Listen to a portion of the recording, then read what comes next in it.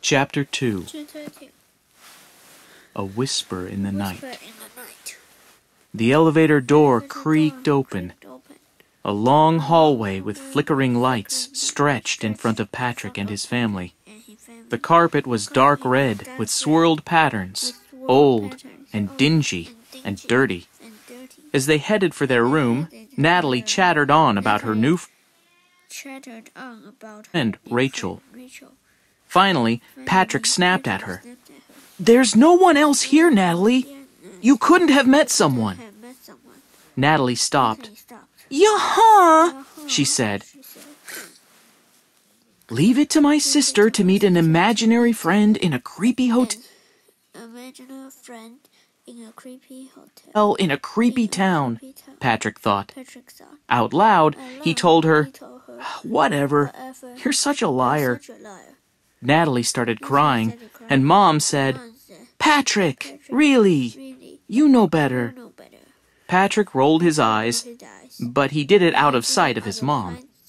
She had stopped at their room, 317. She slid the old-fashioned key into the lock. The door clicked open. As Mom went inside, the temperature in the hall all around Patrick dipped. He could suddenly see his breath. Then softly but clearly, he heard a whisper, "Run." Patrick twirled around, but there was no one. He saw only the flickering light and the gross carpet. The temperature went back to normal. He turned to see Natalie smirking at him from inside their room. Patrick coughed, trying to pretend nothing had happened. Still, he didn't like being the only one in the hall. He booked it into the room and shut the door, ignoring Natalie's laughs. Even in the room's weak light, Patrick could see this space was just as dingy as the hallway. 2 queen beds took up most of the room. Both had stained beige covers that even looked scratchy. Patrick bumped into a standing lamp, but it didn't budge. When he pushed harder, he realized it was bolted to the floor. He checked the beds and the tables. They were bolted down too. But there was something else weird that he couldn't put his finger on. Then he froze. "Mom," he said, "no TV?"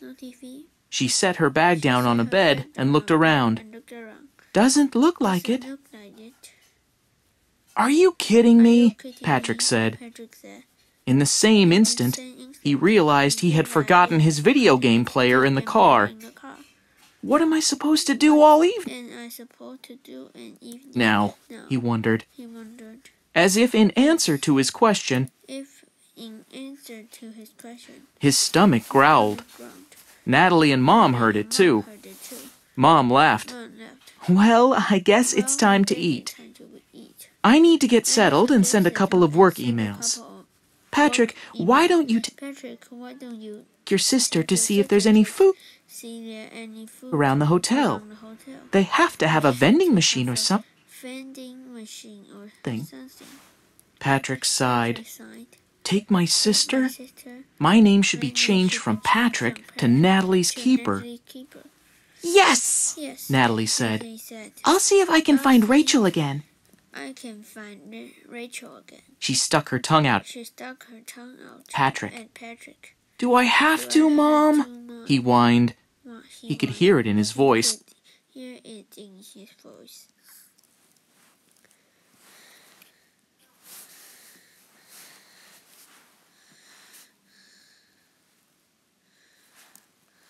Mom gave him the look.